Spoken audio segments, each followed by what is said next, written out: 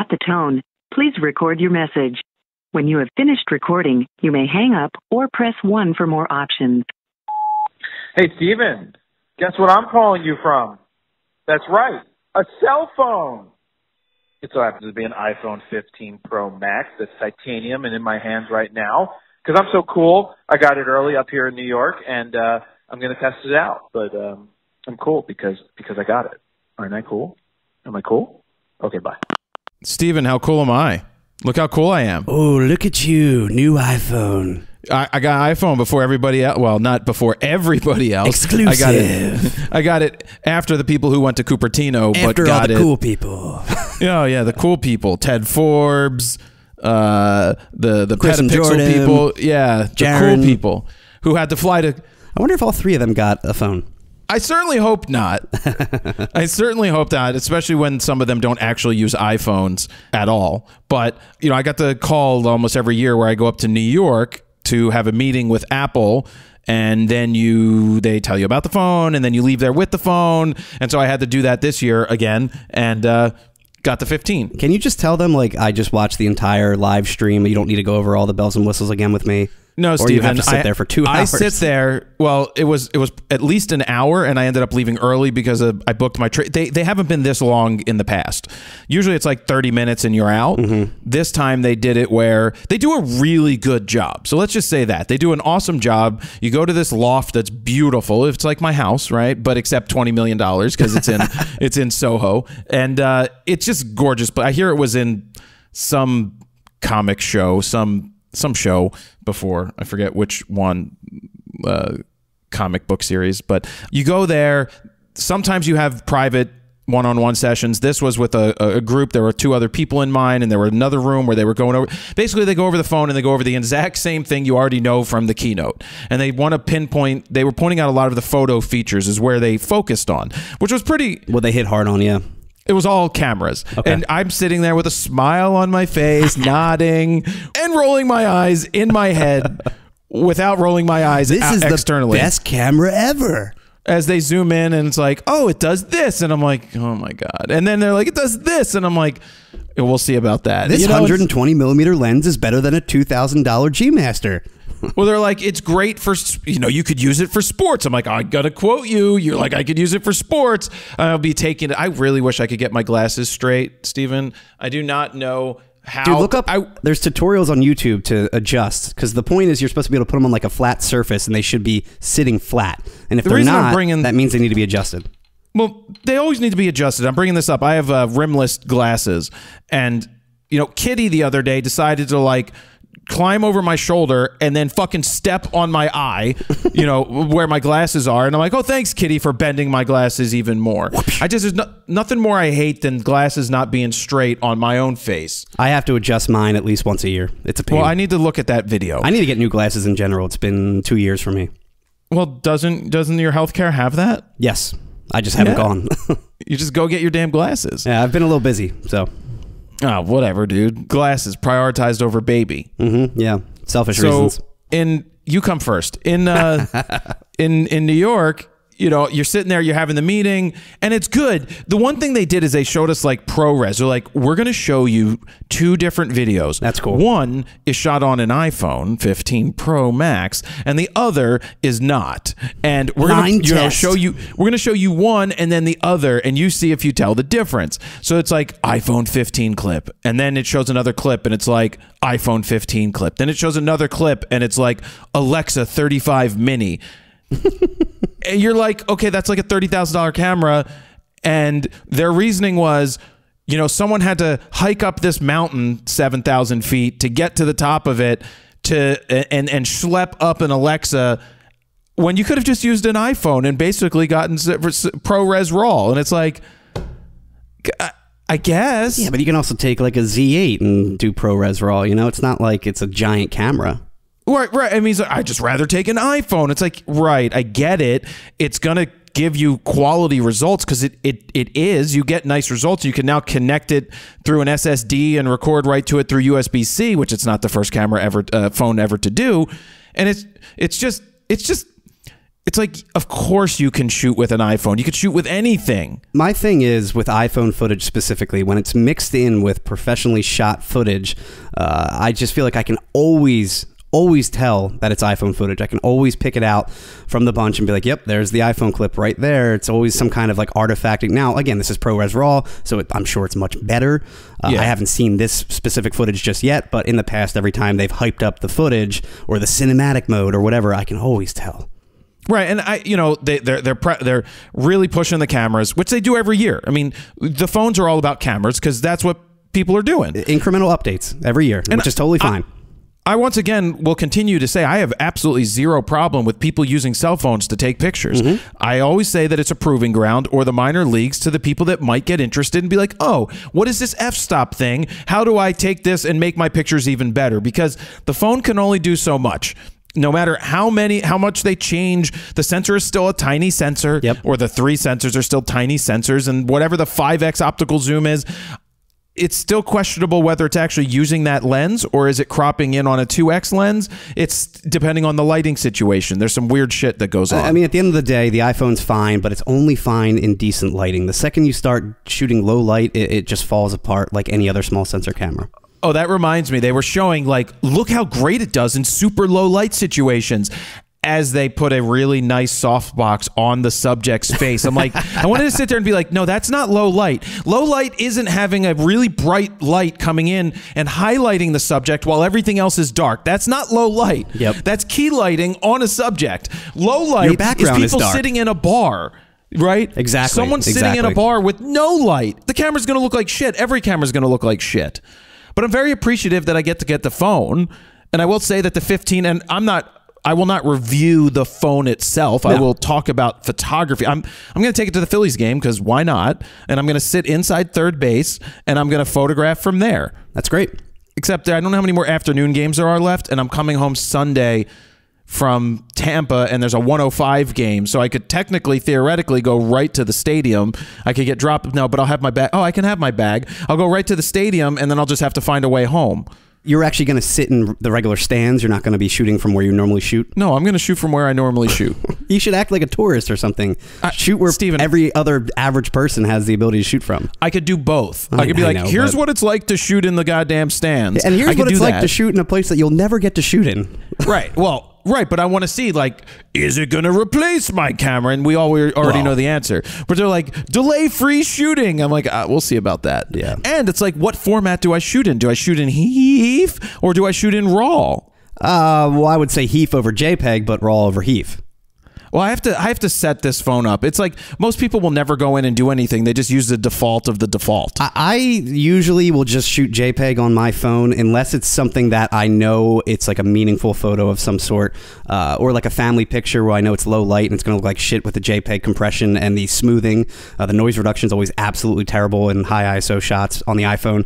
So I'll do manual, Lightroom RAW photos, but my iPhone 11 is so damn slow these days that it takes forever to load the app and then it's super slow and clunky and it's like 1 frame a second and it's brutal. But now I will be getting the iPhone 15 Max in the next 2-3 weeks, which is great. Yeah, it's so what I will say going from the smaller phone last year to the Max this year is, yes, it's a lot bigger and I got to get used to typing on it again, but holy shit, can I read the screen so much better for me. I don't have to strain. It's just having more real estate for me is so much easier. And you let me hold on to it yesterday for the first time, and in my hand, it was so light.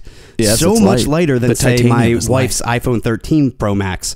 That thing felt like a tank in the hands. This new one feels like a regular iPhone in the hands. It doesn't feel like a giant. It just feels lighter than any other iPhone. It's much lighter. In a long time. Yeah. Let's move on, Steven. Let's move on to your baby's photo shoot that you didn't do. You want to tell us all about this photo shoot? Yes. So we hired someone by the name of Tiny Toes Photography here in New Jersey. Tiny Toes Photography likes to play with your tiny toes and Steven's small penis. That's actually her theme song. How'd you know? I read it on her website. But she is a true pro. I will say that. I mean, I've... Wait, Steven. Wait. She's a true pro and she uses a Nikon? Yeah, she's the Nikon D780, which is totally fine, especially for what she's doing. They're literally just a couple shots in a row and that's it. You're done. You know, it's not like the baby's moving at all. She's completely static and asleep the entire time. We were told about her from a couple friends. They used her in the past and they always had great photos of her. And I always wondered who shot their pictures. And so, yeah, we signed up about, I don't know, 8 months ago at this point, right when we found out we were pregnant, to lock in the date 2 weeks after. Is she that busy? Yes, you really have to lock in early, and you know you want to photograph a baby about 2 to 3 weeks after they're born, so they're still in that very deep sleep phase where you can really mold them while they're fully asleep. And that's exactly what she did. We show up at her studio. The issue with the studio for me personally was that it was about 80 degrees. There's the sweet sound of swooshing the entire time. It's basically like a very soothing studio space for the baby. It's supposed to be a womb. Exactly. It's mimicking a womb, and that's the atmosphere she's going for. So, you know, me being the extra sweaty person, I'm like, oh, great, I'm dying in here already. Photo shoot itself lasted about 2 hours, give or take. I will say you need some serious patience to be a newborn photographer. I mean, it took her probably close to 30 minutes just to get her in a very, very deep sleep. And then once she was in that deep sleep, which basically consisted of her just, you know, swooshing her nonstop and rocking her back and forth and holding onto her hands, trying to get her to fall asleep. And then once she was in that sleep, she essentially just could mold her and do whatever with her body, which was great. Yeah. There were certain shots, you know, like the shots, for example, where like the baby's like holding their own head up with their two hands. I always assumed that was Photoshopped, for example, or like someone would hold the head up and then they would remove the hand after the fact. No, she did all this in real time, right in front of us. She would, again, make sure she was fully asleep and then do that move. One of us would kind of be behind her just in case, God forbid, she leaned back or fell. But yeah, everything was in camera. It was quite amazing. And she had a ton of outfits, a whole wardrobe set up for us. So anything we wanted, from, you know, a certain color palette to a certain outfit, a certain hat, whatever it may be, a bow. She had the tiniest little cribs and little beds for them. It was just amazing. But yeah, in the end, we had just an amazing experience. She put her through 6 or 7 different outfit changes. We had a bunch of different set changes as well. It was about 2.5 hours, give or take. And she said, you know, sometimes it'll range from 1 to 2 hours all the way up to like 5 or 6, depending on how the baby is. So she could have a crazy crying, screaming baby the entire time, or she can have someone like Hannah, who thankfully she was just asleep the entire time. She was a little fussy here and there, but she was great. I'm asking, how much? How much do you think it was? Did I tell you? You already told me, and I said that was cheap. Okay, it was $575 total. Oh, where did the 75 come from? You told me 500. I know. I initially thought it was 500, and then I got the invoice after the fact, and I'm like, oh, it's actually 575. That's cheap. I think that's super cheap. I think that's pretty expensive for the average person. I think it's not super for Daddy cheap. Warbucks over here, but dude, I think it's super cheap. What she called tiny toes photography? Yes. That's super cheap, Steven, and I'll tell you why that's super cheap. Because how many hours did you spend there? We were there for about 2 hours, roughly, maybe 2.5. Okay. That's like, if it's $100 an hour or $125 an hour, like, you know. I think the most time she spends on the actual shoot is the post-production, the editing. Right. Because, for example, like she had a lot of newborn acne on her skin and face and everything. And she's like, oh, we'll take care of all that in post. Most of the times she does the editing herself, but every once in a while she'll send it out for like more of a serious edit. I really wish on her website I could read the fonts. First birthday portraits, $399. Yeah, so the packages she offers for newborn photography, I think there's like a $475 package, which is the base package, and that'll give you 2 or 3 different outfit changes and like an hour-long shoot. The next one is multiple outfit changes and like a 2 to 3 hour shoot. And then the third package, which is $600, I believe, is if you want to take a photo with your newborn as well, the parents involved. Yeah, newborn sessions. And that would just basically be a picture of me being very sweaty with Hannah. Well, she offers a lot. Belly to baby maternity package. She does. She does just about everything. And she said she got involved just by shooting her own newborn when she was born. And she got more into it and started doing lifestyle photos, started doing a little bit of everything.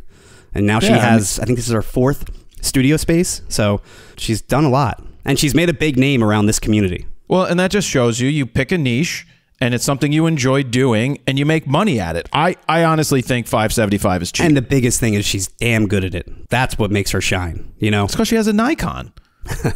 But she didn't have a Nikon. But all the poses, man, like the way she would pose Hannah, and just obviously she's just a total professional and has done this a million times, because she would just do it with no questions asked. If the baby was crying or being fussy, she just sat there for 20 minutes waiting till she calmed down. She would get to the point where she would have her in the perfect pose, and then Hannah would move or like spit up or do something, and we would have to basically start over. And she was just used to it. You know, that's just part of the process. Yeah, I'm really good at that type of shooting too. You would never be able to do that, Stephen. I couldn't do it. I'll tell you that. The utmost patience when it comes to shooting photos. I do, actually. But I couldn't be happier with the actual photo shoot, and I'm not even concerned. I know the pictures are going to be great. You know what I mean? Because I've seen her work before. So, and I was looking at like the back of the camera when she was shooting, and I can tell that they're just going to be great. We should get them back in about a week or so. Did she shoot raw? I assume. I don't know. You assume? The way she edits, I think she would have to shoot raw. I would hope so, Steven. It's high-end editing. Does she send it out, or does she do her own? Like I said, she does a majority of her own edits, and then any really severe editing, she'll send it out to a third-party editor. India. Exactly. There's nothing wrong with sending stuff back in the day to India to get edited. And by the way, while all this was happening, I did not say one word about, me working with you. Do you know who I am? I didn't say I knew anything about photography. I did throw some questions out there like, oh, when did you get started? How did you get into it? Did you have to go to school for it? Just played dumb the entire time. I was just really curious what her answers were going to be. Can I have the raw files? And then she was like, yeah, I learned from this Jared Polin guy, but he's a douche. That's right. That's right. At the end, love him or hate him. I was very close to telling her like what exactly I do, but I'm like, you know what? I'm just gonna let it be. Wow, Steven, you're growing. Do you know who I am? It was like, because I was gonna like pose the question of like, do you think you're gonna go mirrorless soon with the Z8 coming out now, and blah blah blah, and start getting a little more technical. But I can tell she's the type of photographer, it seemed to me, that she has more of a creative eye versus like a technical side, which I think I think it's better to have the creative eye than the technical side when it comes to photography anyway. Didn't seem like she was super technical, because when I would ask her about some of the camera spec stuff, she was kind of like not really talking about it and didn't want to open up. It's totally fine. Again, I think it's harder to have that creative part. Yeah, absolutely. The eye. What I was going to say is, when I went to New York, I met up with Adam Lerner. Some of you from way back in the day would remember Adam from the Flash Guide. He looked like a young Bruce Bennett in that photo. A young Bruce Bennett in that photo? A young Bruce Bennett before his hair turned gray. Oh, man. So I met up with Adam for lunch before I went to the Apple thing, and Adam brings his Leica. He brings his Leica. He's got a 50 Noctilux, so that's a 0.95. He does a portrait of me, which I posted on Instagram. He's the OG hipster. Literally. Adam is a straight up hipster. You know that. He's been from day one, and he's older too. Like I said, he's OG for sure. He's in his 50s, but dude, you should have seen Adam with long hair in the early 90s touring musician as a guitar player. Sweet. The Buddha Velvets was one band. The Buddha Velvets. So he's got like there's one song that I really like, and then there was Second Dan, a band called Second Dan, and I think the lead singer was dating. His name was Dan. Yeah, he was dating. He was Australian, and he was dating what's her name from Good Will Hunting. Really? If he likes apples. Oh, geez. Yeah, he was dating her. How? Well, he was Australian, and she was Australian, I think. That doesn't mean. What's her name? I forget her name at this point. Good Will Hunting. Her name in the movie was Skylar. Oh, Minnie Driver. Yeah, that's it, Minnie Driver. Yeah, I remember her name was Skylar. But no, there's like a Second Dan band, not the Dan band. Dude, I just watched Old School the other day, and I'm like, damn, that band is so good. Yeah. Yeah. So I did go see the Dan band before the pandemic. Do they still tour?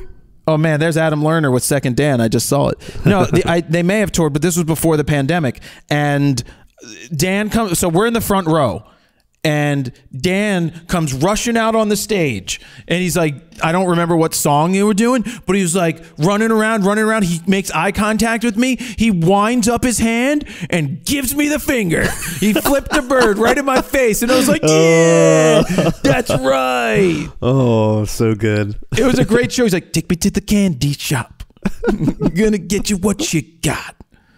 So I found the song. and it's called Angeline. And there was a music video that they put out on the YouTubes, I mean, a lot later, but it sounds like, if you remember Kara's Flowers, which turned into Maroon 5, it's that 90s stuff that I love. It's that, here. Can you hear it, Steven?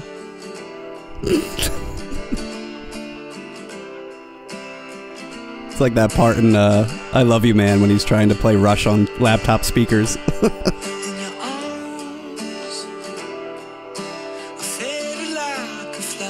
I mean, this is 90s. This is right up your alley. I feel like I'm at the factory right now.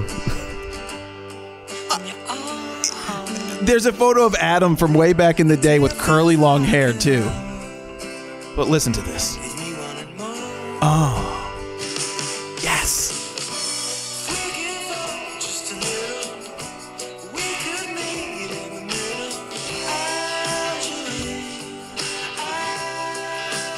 Yeah, that's good shit, dude. That's like if you watch that movie Begin Again, it's basically that. The whole soundtrack.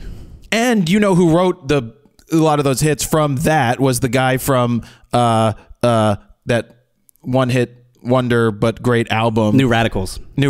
Yeah, man, do I love the New Radicals album? Still crushes to this day, so that entire album. But yeah, that guy wrote a lot of that. But Adam's band did that. His first band was whatever it was, and then Second Dan was another band that he was in. Oh yeah, the Buddha Velvets is what he was called for whatever reason. Anyway, where I was going with that long story was Adam and I took a walk after with the Leica. He wanted to go get coffee. We stumble into this small coffee place, and there's this photo of the Foo Fighters on the wall, signed. That's old. It's like from when they first started. Everybody was super young, and it said what the photographer's name was. This guy starts talking to Adam about his Leica, and he goes, well, I know who you are. Well, this is the guy who took the picture. He also so happened to own the coffee shop. And so then he's like, oh, my friend's a big fan of yours outside. Do you want to go meet him? And it turns out it's an actor, because Adam's like, I love you in billions to the guy. And then I was like, well, you can't forget that it's not just Billions, but it's also the Hulu show, A Handmaid's Tale. The guy is in Handmaid's Tale as well. Who? So it's Stephen Kunken. Stephen Kunken is an actor. He plays Ari on Billions, and he plays Commander Putman on Handmaid's Tale.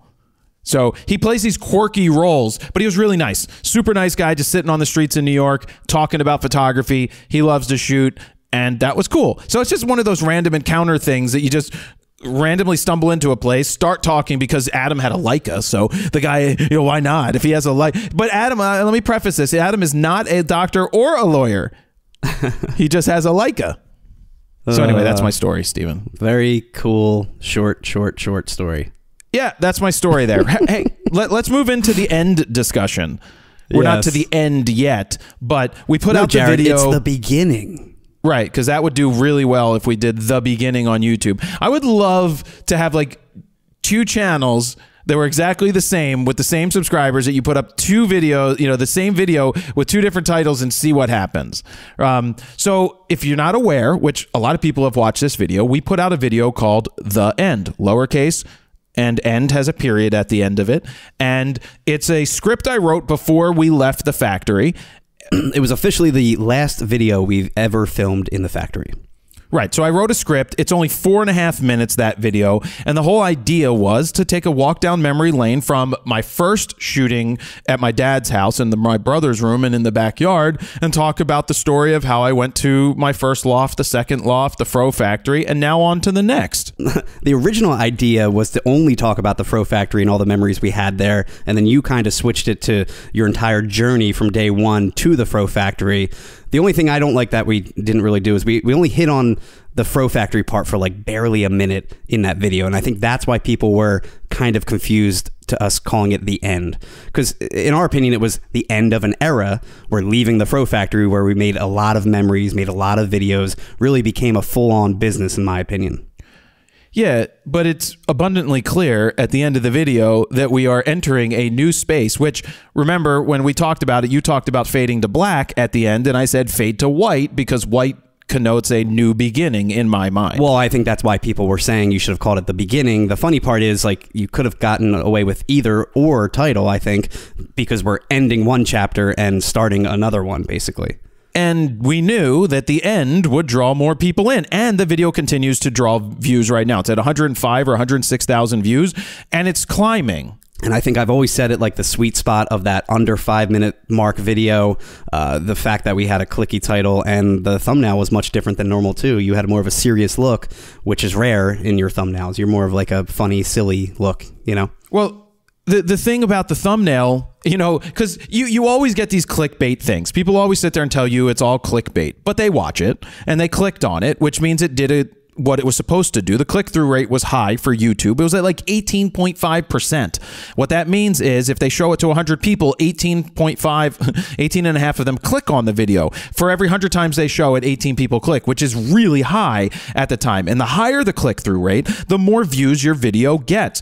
But if a video is real clickbait, it will get cut off real fast. If you have a clickbait title and a clickbait thumbnail and people come on and they bounce within seconds, that tells YouTube and the algorithm that this is bullshit and they stop promoting it. Our video is still being promoted because there's value. People are watching, people are commenting, people are liking. So that's telling YouTube, the system, that this is a quality piece of content. So when people sit there and bitch and tell you that it's clickbait, and I ask them to define what clickbait is, they never can define it to the video. They can't define it properly. Clickbait, negative. Go ahead. I mean, I totally get why they're claiming it's clickbait, just because it is a very clicky title, and that's clearly correct. It's called a good headline. It's going to look like you're ending your photography career or ending YouTube, or it's the end in general of Phronos Photo. So I definitely get why it comes across as that's clickbait. People putting that into their own mind. Oh no, I know, but that's the why end is open-ended.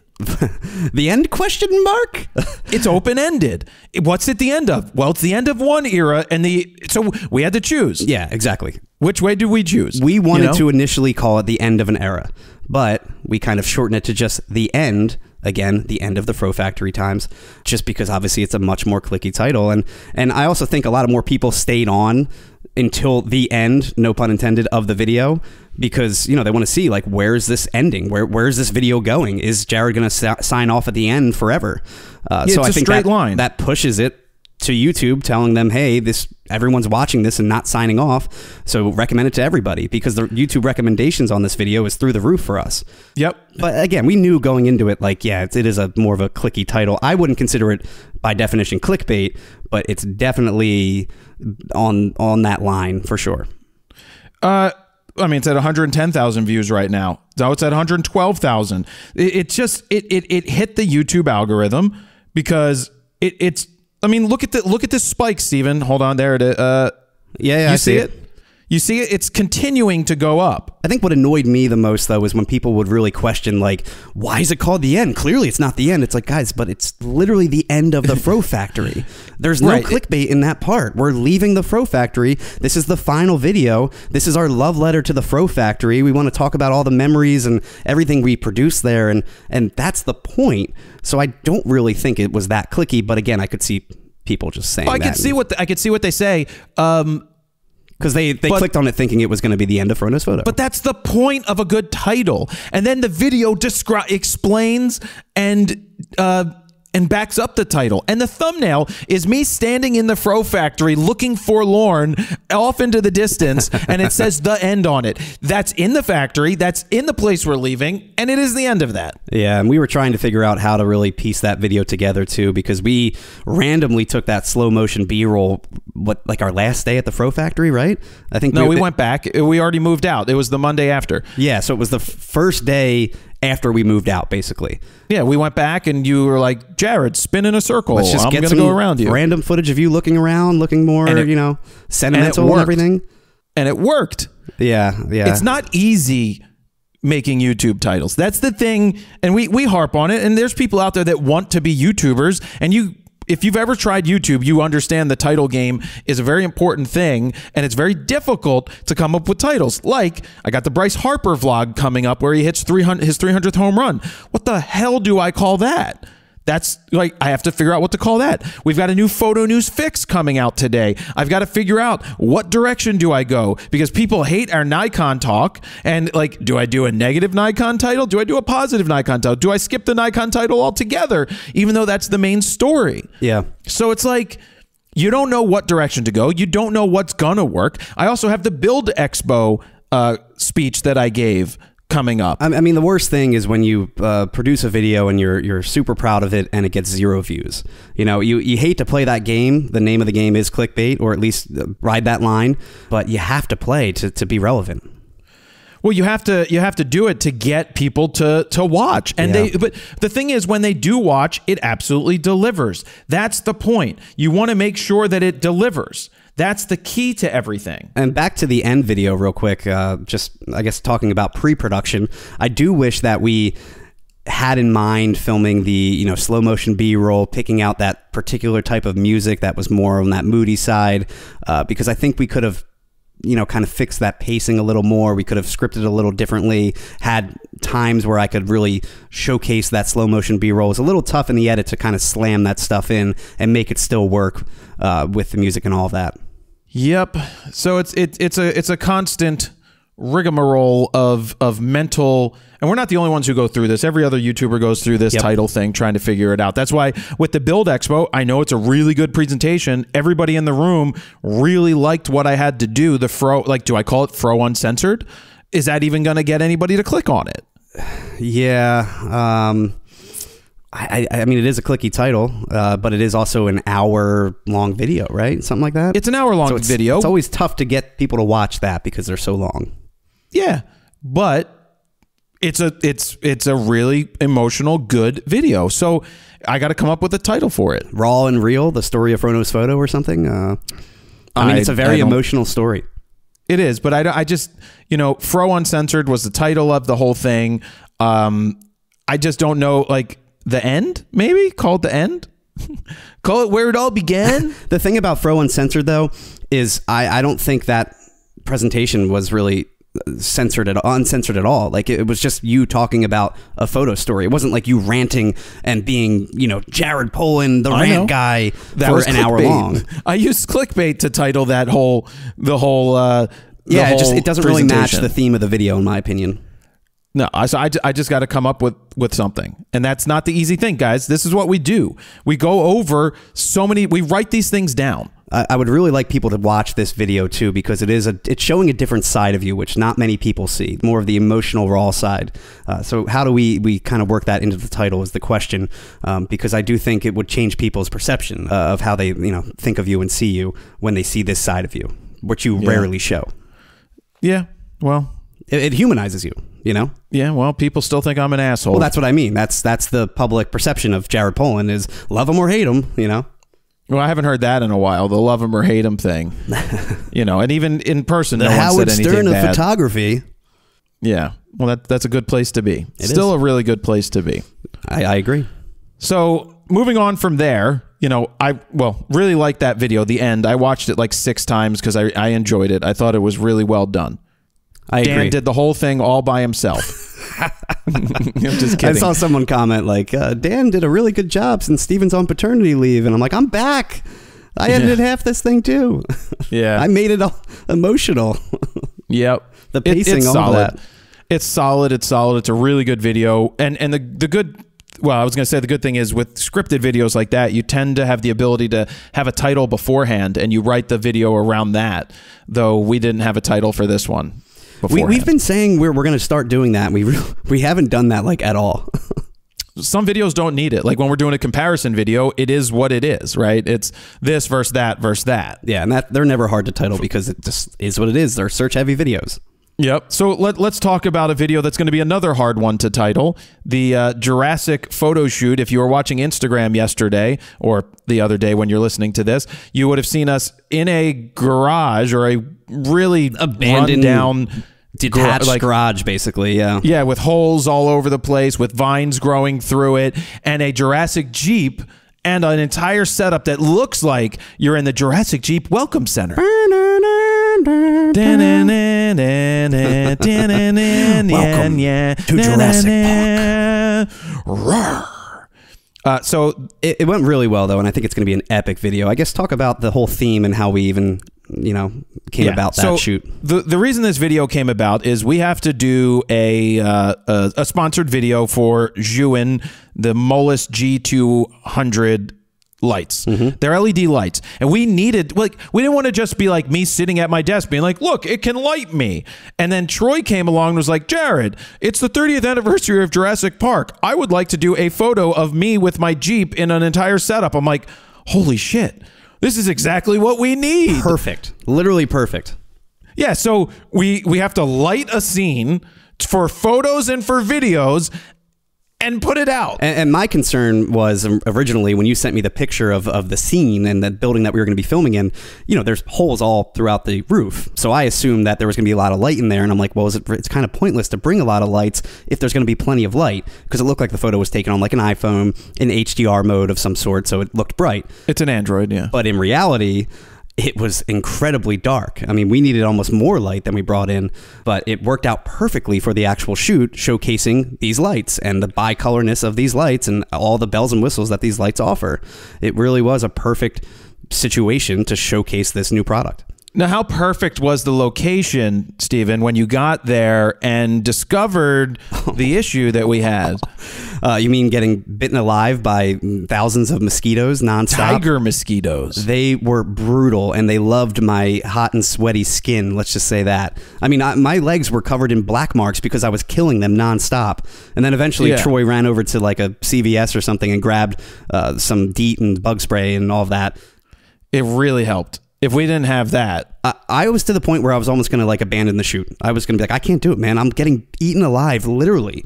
You saw how many bug bites I had on my legs after like 20 minutes in there, which was crazy. I wore long pants myself, and I didn't wear long pants because I'm a very sweaty person, and I try not to wear pants when I'm going to be running around and stuff like that.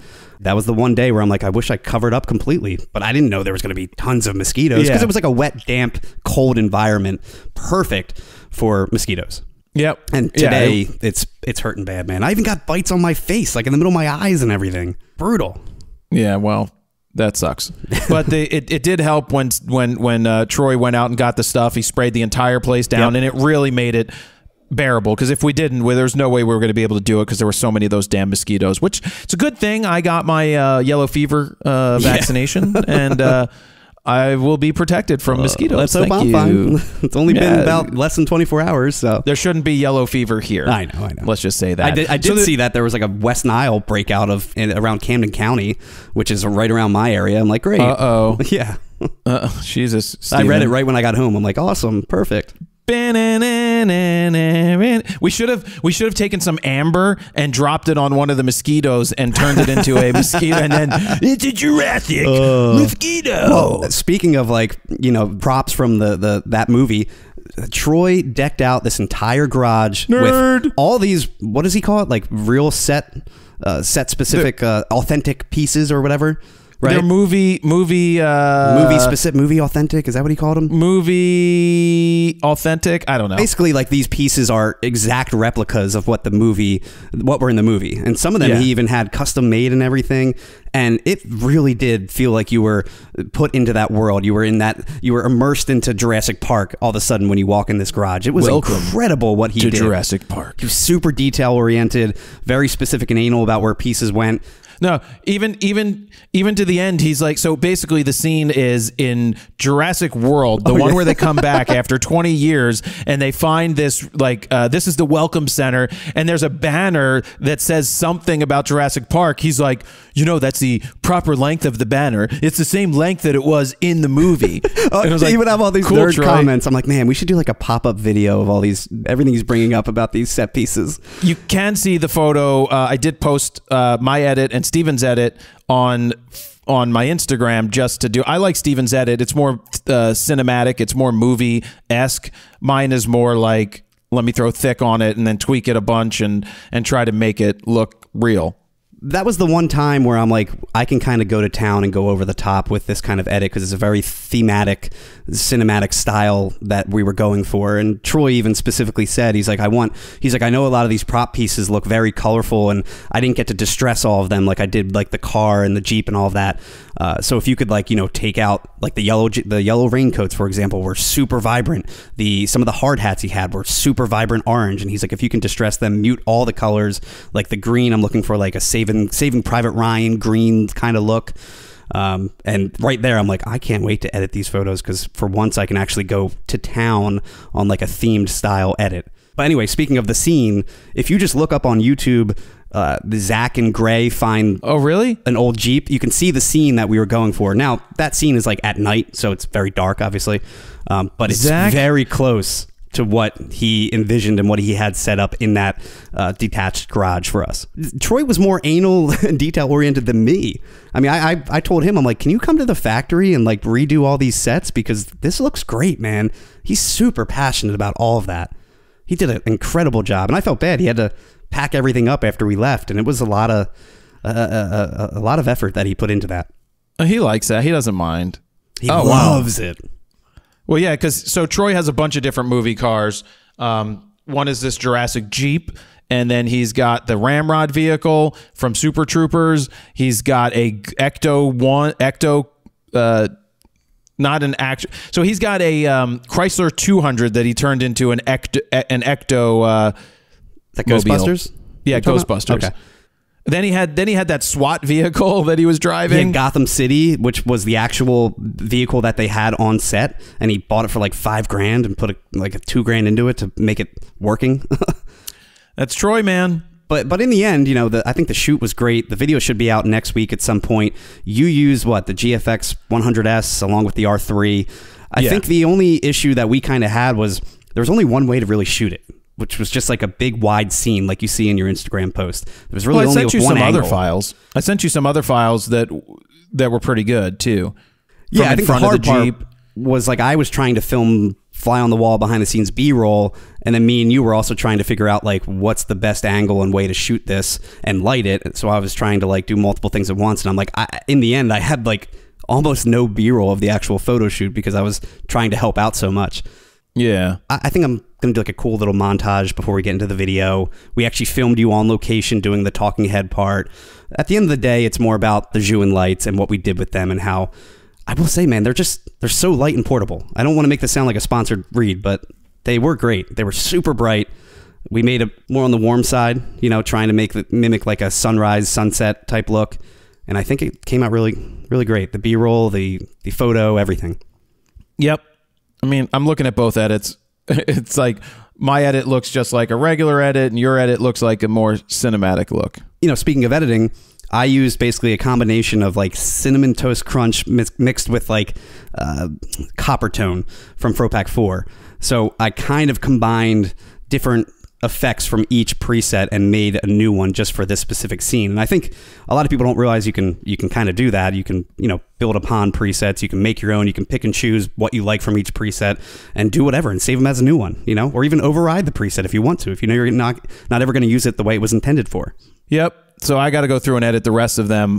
We also used atmosphere aerosol, which came in handy if we had all so the sun rays were coming through. But what it was cool is like, you ever see the movies where they're trying to show the laser beam, the tripwire, and then they put the smoke on it, and then the tripwire shows up. That was like literally what it was like. Style. That was as was like with the sun. We started spraying the atmosphere aerosol, and you're like, holy shit, you just go down literally the line painting of the light. Yeah, painting the ray. It was amazing, and I'm so glad. I think you threw out that idea last week, like we should bring the cans, and I didn't realize the sun was going to be beaming in like that, and it was so powerful. It just worked perfectly for the scene. And the only issue was obviously the light was moving, so by the end of the shoot, it was on the complete opposite side of the car, the Jeep. But it looked fine. But it still looked epic. So I can't wait for you to see some of the slow motion B-roll that I have of Troy walking in like the Jurassic Park yellow raincoat around the vehicle with all the haze and light rays coming through. It just looks epic. Okay. Way to plug it, Steven. I'm just kidding. Now we just got to come up with a clickbait title for it, and we'll call it a day. And the thing is, it's an awesome shoot to begin with. Like, it's almost like you don't even need to have like a clicky title because it's a badass 30th anniversary Jurassic Park real world photo shoot, you know? Yeah. It's like, so we'll come up with something. Yeah, well, good. We'll get 20,000 views and we'll be like, God damn it, we failed. Yeah. Hopefully it'll be out next week at some point. We definitely have to get on that ASAP. Speaking of failing, Nikon released the ZF. And way to transition into that conversation. No, I didn't mean to go there, Steven. I meant to say people think we failed, but no, Nikon came out finally with the ZF, which is a full frame, and we talk about that. Well, actually, we haven't talked about it because this is the first time it's official to talk about. I keep bringing this up, but this was another video that was thrown on our plate right before I went on paternity leave. So it wasn't just the Sony videos. It was all these other videos and moving thrown in that same 2-3 week period. And it was brutal. And I can finally talk about that because, yeah, I think people are like, it's not that big of a deal to move. And I'm like, you guys have no idea how much things we got going on right now. Well, so anyway, they come out with the ZF, full frame version of a ZFC. Feels great in terms of build quality, as I said. Image quality from Nikon is fantastic. The feel of the body feels like shit because of the grip. It's just terrible. And I know I read comments where it's like, well, you're using a 70-200, and that's not what it's for. It's for street. Fuck you. Shut the fuck up. You don't know what you're talking about. If you buy a camera, I don't give a shit what it is, but if it can accept a lens and you can use it on it, you can use it on it. And I say it from the standpoint of, yes, I get that technically with your dials and you think that you want to be a street photographer and that a pancake lens, a 40, might be the better choice just for that. But if someone's going to spend $2,000 to buy a camera and this is the one they choose to buy and you're going to say they can't use a 70-200 on it because it's not meant for that, that's just fucking stupid. The reason I was a little harsh on the camera in some senses is that they took a lot of the updates and put it into this camera before they put it into something else. I felt that the Xpeed 7 processor, the better autofocusing, the faster shooting, the video is something that you put into not a retro camera. You know, you're just making so my whole thing with retro Steven, I'm going to talk. God damn it. No, I'm just kidding. I didn't say anything.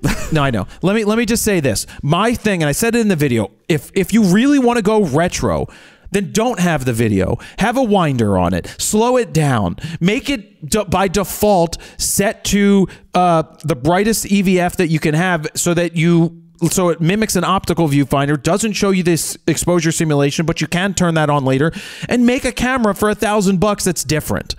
But I just wouldn't. In my standpoint is when I'm recommending cameras, I'm doing it from the standpoint of someone who wants to grow as a photographer and turn it into a business.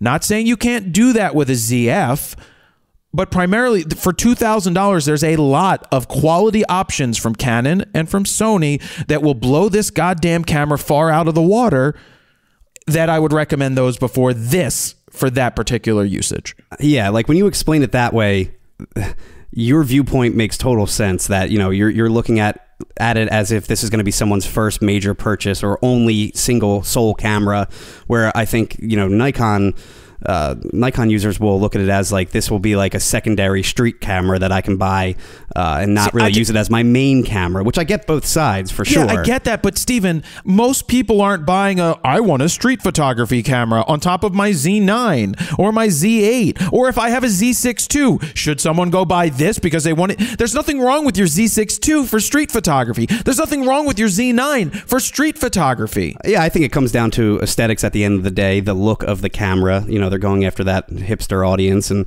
I mean, basically this is a Z6 II in the DF form. You know, it's a ZF with it's updated. Z6 II features for the most part. Same sensor, yeah, but better autofocus. Yeah, and it has a very angle screen. In terms of the new options, it's got that new black and white mode with the 2 new picture styles for black and white. I do like that mode though. I think that's kind of cool.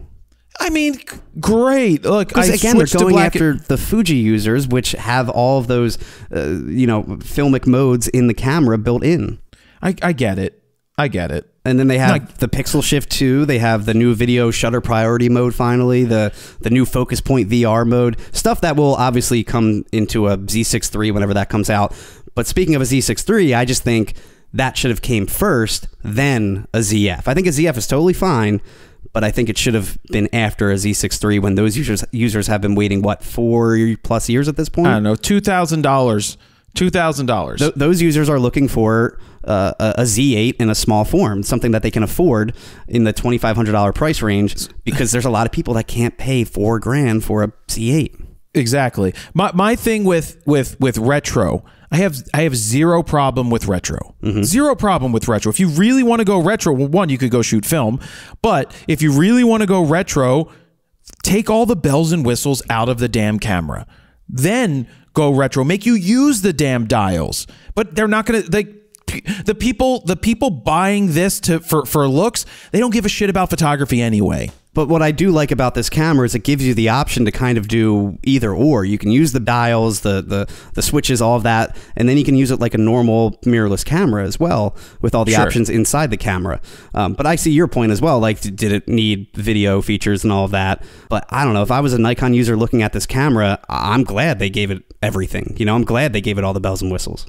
I get it. But, you know, back to your point about the grip, I do think that is kind of an issue. And I know people were saying, like, you know, well, it's not an issue if you're holding a 40mm pancake lens. Of course it's not, but it still feels, you guys didn't feel it in your hands. We did. I showed you the crimping of your fingers to hold on to the camera. There's zero grip. Now, I do appreciate the option to buy that small rig grip. But I do think that's something Nikon should have created themselves and maybe supplied it with the camera, just like, for example, Sony did with the A7CR, and they had that additional extension grip. This should have been an option, or at least came with the camera, to have either or. You can still have your retro look for those users that want to mimic the FM2 exactly to a T, or you can have a grip for ergonomic purposes for people that really want to use this as their sole camera all the time. Nikon's major reasoning for going with this design and this choice is that they sit there and they tell you that when they do events, people gravitate towards the ZFC, that they gravitate towards, of course, a retro camera. Well, yeah, because it's unique and it's different. It looks awesome. But I like, if all you care about is selling for fashion statements, then that's just lame. In my book. I will say one thing I was really excited about when we first got it in our hands is that it's actually metal this time. Where the ZFC looked metal and then you felt it and it felt like a piece of shit. It felt complete plastic, no metal parts, all the dials were plastic. This is like a mini tank and it's heavy, but it feels solid. It feels like an old school retro camera. You know what I mean? Well, it does. It follows the ergonomics of it. Which I'm glad they fixed all that. And I think the UHS-2 card slot is really interesting. I wish You mean the micro SD card slot? Micro SD. I wish other manufacturers did that. If you can't squeeze a normal SD card slot, give me the option of the micro SD. I'll probably never need to take it out, but it's just, again, for backup purposes. God forbid I get a corrupt card. Now, I do still hate that they don't allow for dual redundant recording of video to both cards, but at least you still have dual redundancy for photos. I think that's really unique and interesting, and kudos to Nikon for doing that. Yeah, and I pointed that out, that my worry was that those cards are so slow that it would hinder my shooting, and it didn't hinder my shooting at all. It didn't clog the buffer. Yeah, it didn't slow down at all. You were still shooting at high speeds. And I was shooting RAW and JPEG fine. I totally expected it to completely slow down, but it was fine. Yeah, so you can't get upset with Nikon for doing something that someone else hasn't done by putting micro SD in with the SD. Good on them for that. So I think we have to put together a comparison video where we do different lineups at $2,000, right? The best camera currently for $2,000 or less, because you got what? The R8 is $1,500. I actually think it's $1,300 on sale right now. No way, is it? I thought there was a rebate on, like, B&H did that for the build. Canon R8. I could be wrong. I don't want to go to that. I want to go to this. Let's see. Canon R8 is $1,500. Well, still $1,500, and this camera might outperform that camera by heads and toes, the ZF. Yeah, I mean, you also have something like the A7C2, which is $2,100, and that looks kind of retro and silver. Pretty powerful, and I do kind of consider that almost like Sony's retro-looking camera, street photography style camera. That's a hard sell because that Sony camera really packs a punch. They gave it a lot. It's basically an A7 IV. It's better than an A7 IV with the AI processor now. Yeah, and that's where a lot of my discussion points come from. And you had the original R6 too. You know, that's down to $2,000 roughly. Sure, the original R6. But yeah, I mean, look, I come back to this time and time again. I don't care what you shoot with. I'm going to share my thoughts and opinions on cameras because that's what people want to know. They want to know what an actual photographer thinks and uses and shows real world results. At the end of the day, I've said it a million times, I don't care what you shoot with. As long as you have an idea of what you're going to capture, you can capture it. No one's going to take that winning photo and be like, oh, did you take this with an iPhone? Oh, this isn't any good. If you get the photo with the iPhone and that's the best photo that no one else got, then it doesn't matter what it's shot with. But yes, there's advantages and disadvantages to certain types of cameras and lenses. But at the end of the day, no one out there is looking at your work going, I wonder if that would have looked better if they shot it like this. No one cares. They don't. And anyone who tells you they care, like, oh, it wasn't shot with a Leica, they're a moron. So there's that. So it looks like the R8 was $1,300, but only for that week or two when they were doing the build convention, discounts, whatever. Yeah. Yeah, when B&H was doing that. I mean, that's just like you have these options, and my goal is to guide new photographers in a direction that they're not wasting money on gear, or on what I think would be the wrong gear, depending on where they want to go. And so, yeah, you're just to back it up. Your standpoint is always, if this was your sole individual only camera, you would recommend something else, basically. Where other people are looking at it as like this could be a secondary camera. Stephen, I still can't do the secondary camera bullshit. I don't think it's realistic. I still don't buy into it. I think it's few and far between people that are actually buying two cameras, you know? Well, yeah, I mean, like, so this used to happen at the camera store. People would come in that were actual photographers and be like, hey, what's the best point and shoot that's going to give me the quality that I'm used to, that's small and compact and has, you know, a big zoom? I'm like, none. Like, none. You can't take something like, you might as well. I'm like, why don't you just take your camera? Well, it's too big and bulky. I'm like, then what's the point of spending all this money on another camera that's not going to give you the same results? Just take your goddamn camera. Just take your real camera. And I always would say, oh, you're going to Alaska, eh? And you're like, and you just said it's a once in a lifetime trip. Okay, so you don't want to get good photos for your once in a lifetime trip? You want to get subpar garbage? Yeah. And it's the same thing with cell phones. You're going to get good phone pictures with your iPhone 15 when you're traveling that look good on your screen, but they're not what you would do with a real camera. And that's only for photographers. If you're just an everyday person, just use whatever the fuck you want. And my thing about iPhone photos has always been, hey, it looks great on the phone. It looks great on social media like Instagram or Facebook or whatever it may be. But the second you look at it on a real giant screen, which most photographers are, or the second you're trying to edit it in a professional program like Lightroom, Capture One, whatever, it's going to look like shit, and it's going to look like night and day compared to your, actual raw photos from a full frame camera. So yeah, you might think the iPhone's good enough, but in reality, it's not even going to be close versus if you brought out your real camera. Yep. So keep on hating, fuckers. I'm just kidding. I actually thought we were okay with the ZF video too. I just feel like anytime you say anything negative, which I think your main gripe was obviously the grip for this, because you're a big fan of the ergonomics. That's how you operate. You want a camera to feel good in the hands. You want it to feel like a real camera. Steven, what'd you say when you picked up the R3 yesterday? I said it feels great. I said I forgot how light it is, and I forgot how it just, to me, feels like the perfect camera, because you got the built-in vertical grip. It's super lightweight, lighter than an R5 with a grip. It's not as big and tank-like like a Z9. No, it just feels good. I forgot how good it feels. Yep. That's the thing. If you don't praise the Nikon cameras, they just come out after you, man. And obviously you had stuff to say about the autofocus, but it's not like we harped on it for, 3-4 minutes straight. We just showed the montage of EVF clips. Decide for yourself. This is the issue we ran into personally. Image quality is outstanding as always with Nikon cameras, but again, it still kind of lacks on the AF side a little bit. It's not going to be like crazy, like you're not going to miss every shot, but there's going to be situations and times where it might miss. And who's been right all along about the Nikon system? Because even Nikon comes out and says, well, our autofocus wasn't good. This is even better. They do. Every single time we get a new camera, they say that. And like, but you guys told us back then that it was perfect. It was on. And Jared, you're so wrong. Yeah. You must be in the wrong setting. No, I'm using the wrong system. That's what it is. I'm in the wrong system. Yeah, in the beginning, it was always the wrong settings. It's like, well, what settings do you recommend? And then they would tell us the recommended settings, and then they would say you were shooting it wrong. It's like, but you told us what settings to use. You told us to use these settings. I'm listening to you, the camera manufacturer. Yeah. So anyway, what else you got coming up this week? You got anything coming up this weekend? Not really. I mean, we got more family coming to visit Hannah to meet her for the first time, and it looks like it's going to be a total washout of a weekend. So I doubt I'm going to be outside. Yeah, it looks like Saturday we're getting like 2 inches of rain dumped on us all day, which is unfortunate because it's prime time overseeding time for all you lawn care fanatics, because I know all of you listen to this podcast. Yippee. Well, I'm flying out tomorrow morning to Tampa. Yeah, what are you doing there again?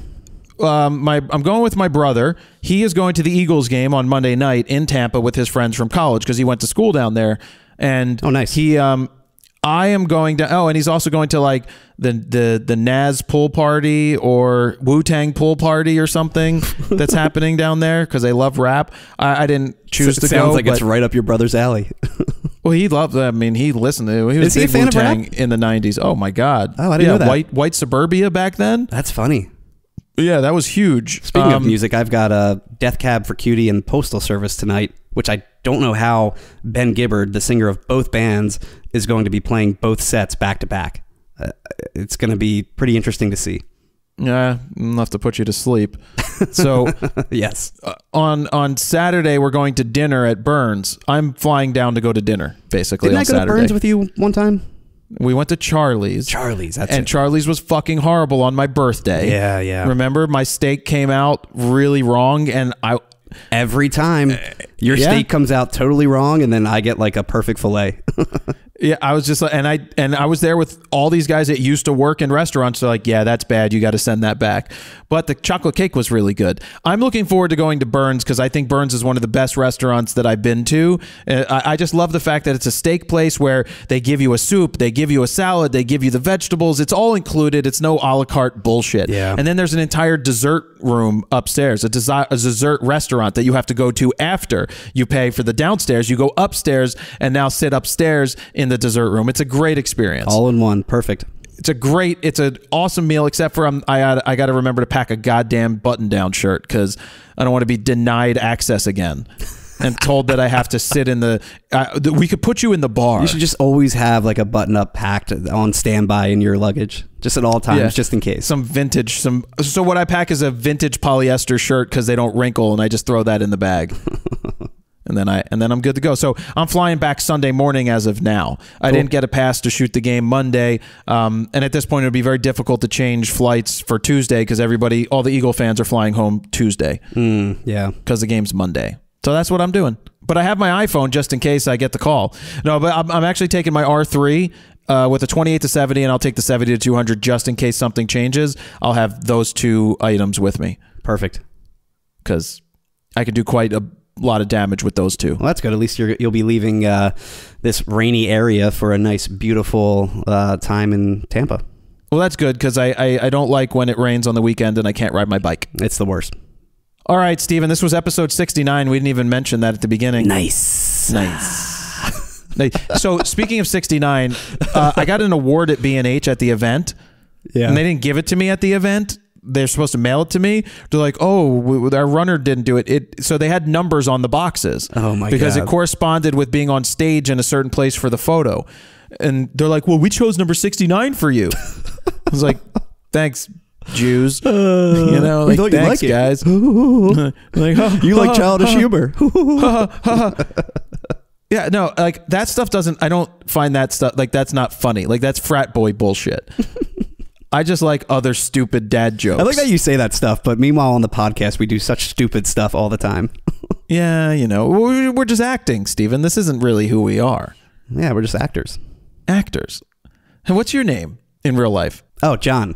I'm Leroy Ballstein. Leroy Ballstein. Yeah. Yeah. Not frat boy humor.